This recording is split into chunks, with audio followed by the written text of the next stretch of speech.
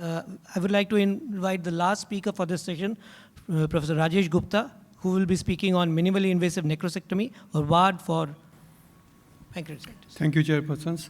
I'll be covering two procedures. One is transgastric necrosectomy, and second is video-assisted retroperitoneal drainage. This patient had necrosis predominantly in the central part of the pancreas, which was also indenting into the stomach, as you can see here. So we chose to do that. And once the port position is like you put for upper GI surgeries, the adhesions are taken down as you expect adhesions, dense adhesions in the peritoneal cavity. So once that is achieved, then one has to ensure the sighting of the gastrostomy in these patients. And what we do is we have the CT film in front of that, and then intraoperatively we look at the bulge where we feel the bulge. And then we aspirate that area to check that that is the point where the necrosis is lying predominantly. And we are generally little towards the distal part of the stomach, so that the stapler which we fire subsequently covers the posterior wall to a larger extent.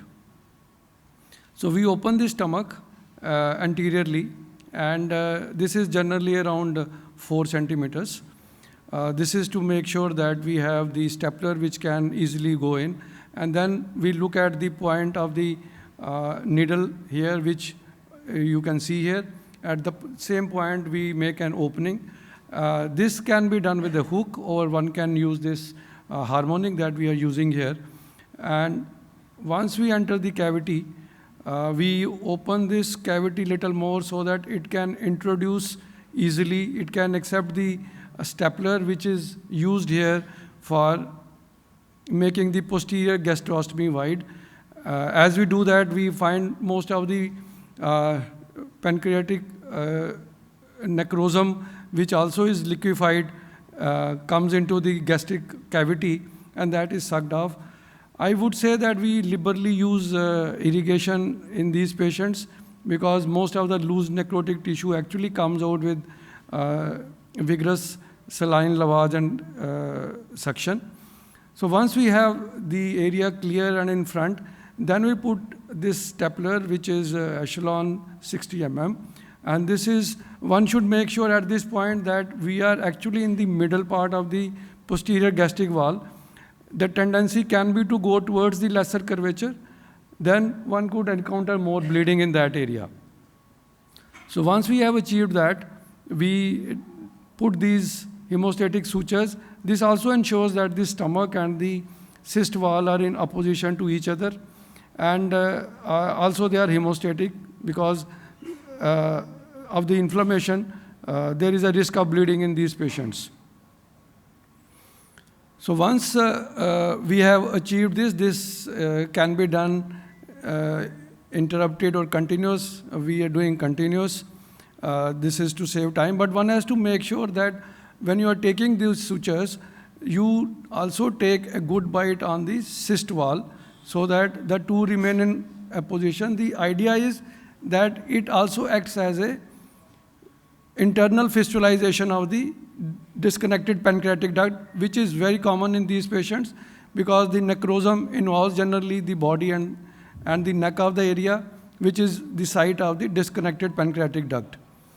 So once we achieve this on both sides of the abdominal wall, we will have a cavity which is wide open now, and through that cavity one can have a good view of the necrosum.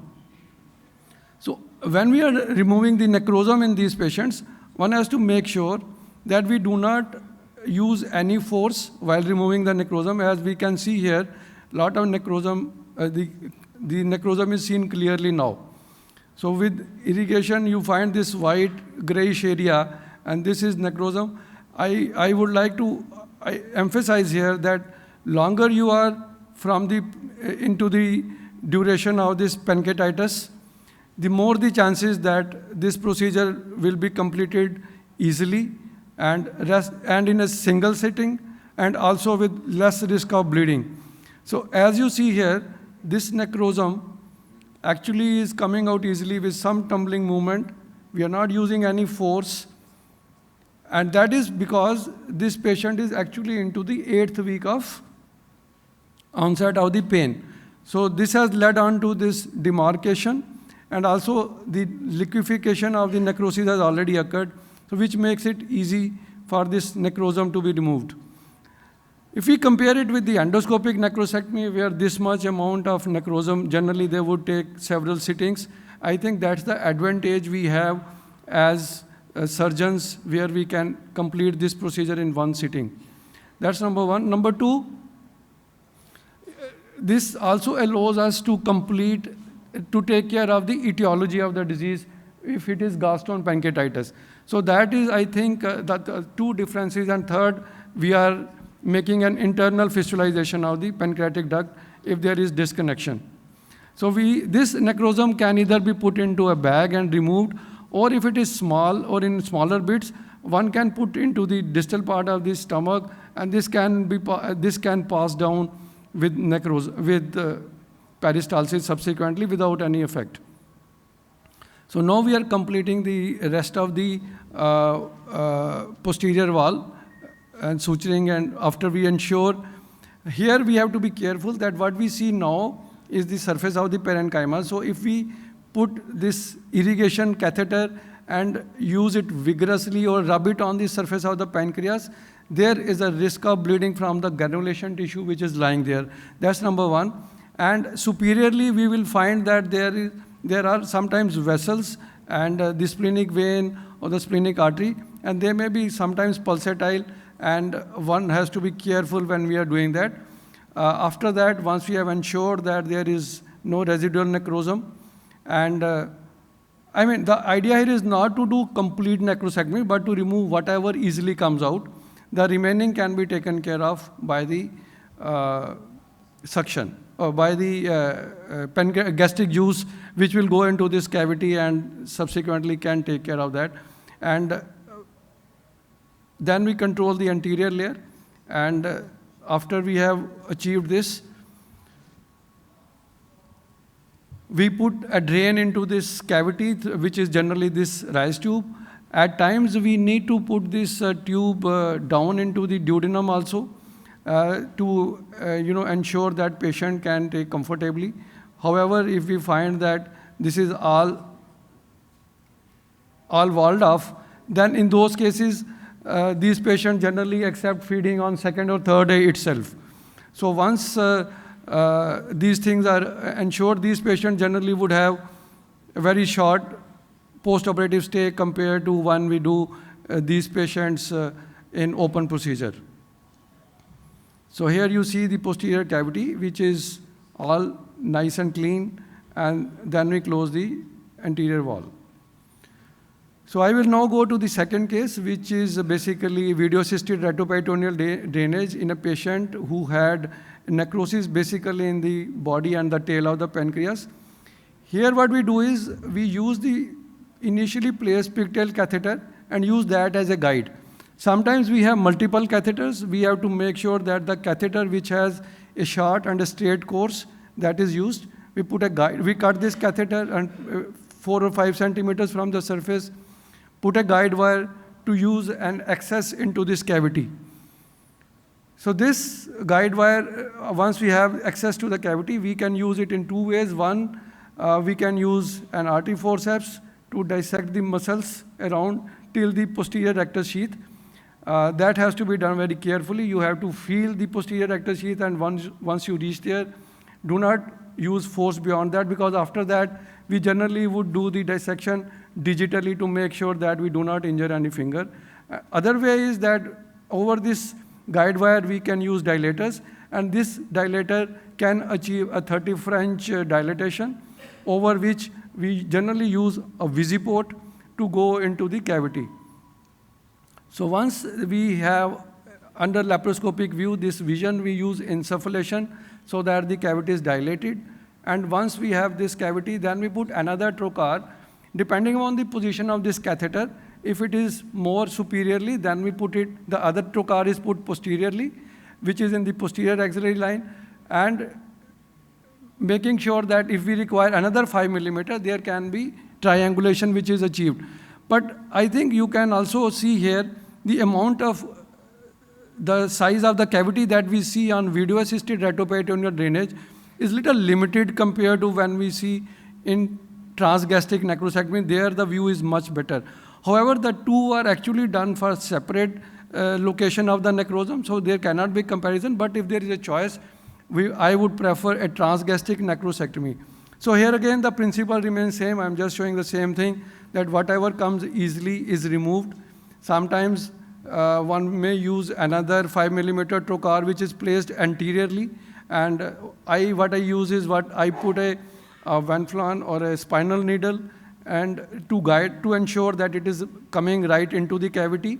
And once that needle is into the cavity, we can make a 5 millimeter puncture and use another 5 millimeter trocar if it is required.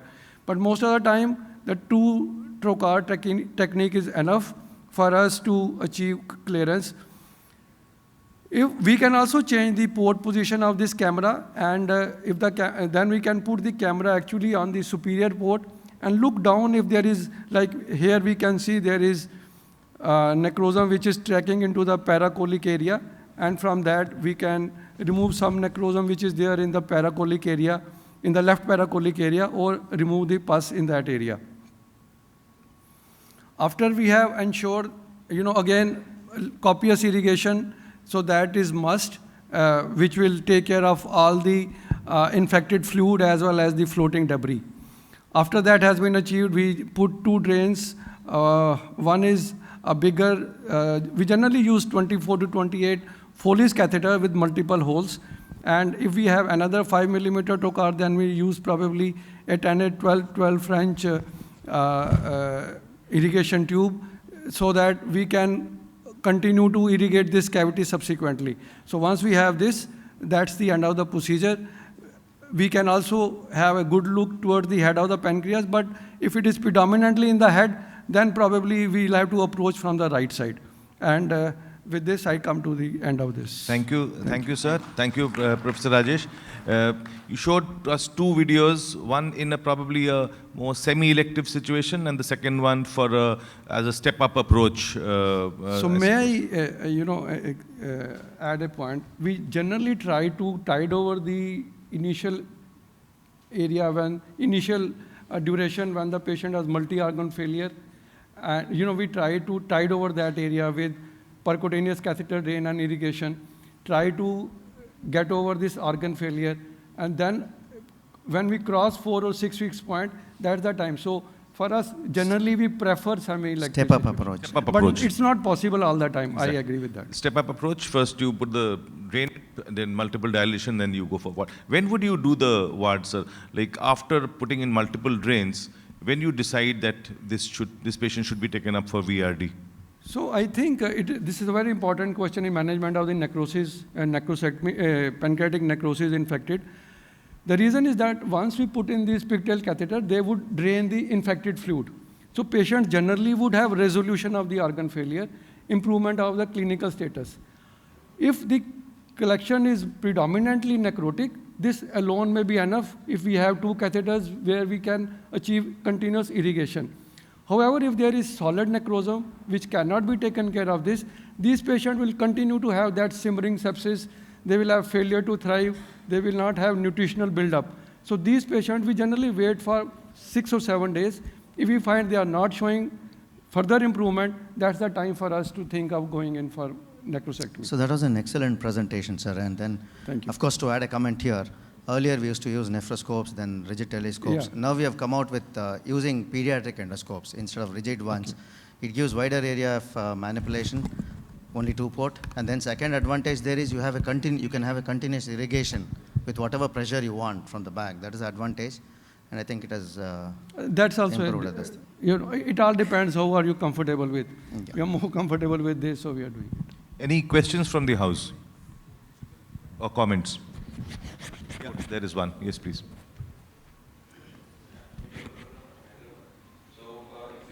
Could you please introduce yourself first and then? Ji. I have one doubt. In cases of VARD, if you have a chronic fistula, sometimes we routinely do CT polograms before going for necrosectomy. And polograms can last sometimes. Communication with colon. So how would you go about in So if we, okay, I understood the question. That's a good question actually, and that's a real situation. If we know that there is a possibility and we have done colonoscopy and localized this, then probably you cannot deal the colonic perforation through VARD. If this is a small opening, one can consider doing VARD and doing diversion ileostomy. But if there is a risk that we are having a colon which is devitalized or ischemic, then we resort to open approach. Sir, what are the steps further when we encounter with... No, you should introduce yourself. I am Dr. Jyoti from PGI Chandigarh. In this type of surgery, when we encounter with the bile in the cavity, what will you do? And second thing is that how will we manage burst bleeding that we often get in this type of necrosectomy surgeries? Tell me the second question. How can we manage burst bleeding that may require packing in this type of surgeries in minimal access settings? So bleeding remains a problem. It's easier to tackle this bleeding complication when we are doing transgastric necrosectomy. We can use clips, we can use harmonic, the tip of the harmonic can be used. But if it is not working, then we need to pack and wait for some time. There's nothing else we can do at that time, just pack and wait. From the VARD, again, you cannot use clips because the space is limited. If it is possible, clips can be applied. You have a vessel which is visible, go and clip it. We have done it earlier. The presence of bile into this cavity has no consequence. It goes back into the stomach. People have said that this gastric juice per se can act as necrolytic agent. So it can be used to the benefit of the patient. So that is why they are doing transgastric necrosectomy also. I was asking some if there was bile in while we do radioscopic retroperitoneal debridement, sir. So Jyoti, can you? I mean, not clear. Could you be more clear in your question? If we find bile in the cavity while doing radioscopic retroperitoneal debridement, sir. Bile in the? In the necrotic cavity. Post-VARD, if you find bile in the VARD so that cavity. you always find. That you will always find. Okay, thank you, sir. Yes, Dr. Mandal. Yeah, myself is Ajay Mandal from Calcutta. How will you decide which stapler you are going to fire in cystogastrostomy, blue or green or purple? So what is your message? So what we generally, most of the time we use is blue, and that is to ensure that we have achieved good hemostasis. If we have a thick cavity, the cyst wall is thick, then obviously we have either to use green or maybe orange colored. But that will, compromise the hemostasis. But having said that, whatever stapler we use, we always overstitch this cut edge of the posterior gastrostomy. We do not rely only on the staplers for hemostasis. Yes, what happened once I fired the green stapler, after that also its staple lines opened up. So how will you handle this type of situation? Then you have to use sutures. Thank you. Then you have to use sutures. Hello, sir. I am Dr. Nejar Raj from AIMS Rishikesh. Sir, I have two questions. One is when it is extended towards right side or in some subduodenal area. So how do you manage with this in VARD? So VARD can be done from the right side also, right? If we find that predominantly is on the right side, then we have to do VARD from the right side, not from the left side. If it is both side, then you have. Then you do where the major is on the one side at first time. If the patient is stable at the same sitting, you can do from the opposite side also. But we generally wait for a few days and then tackle from the opposite side. Sir, one more question. I used to found difficult to manage post-operatively because this drain is very posterior. So do you have any tip to manage this drain? Because we irrigate and usually we put 12 mm, 15 mm port there. So it's difficult to manage, always leaking drains are there. So do you have any tip for that? Right, so when we are using 2 or 3 ports, one port is generally in the posterior axillary line. Sir. So when we are putting drains into this cavity, we avoid the posterior axillary line port. We put either into the one which is in anterior axillary line or which is in the mid axillary line. So they are little easy to handle. So don't use the posterior port for putting in this drain. Thank you, sir. I'll add a comment to this thing.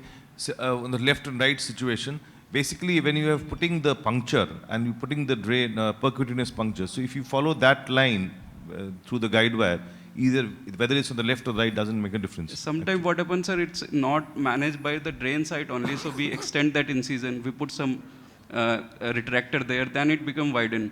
So post-operatively, it become very difficult to manage them, always leaking at its posterior side, and patient when in supine position, it become very difficult to manage. Most of the situations, we would have drained it percutaneously before doing a VARD.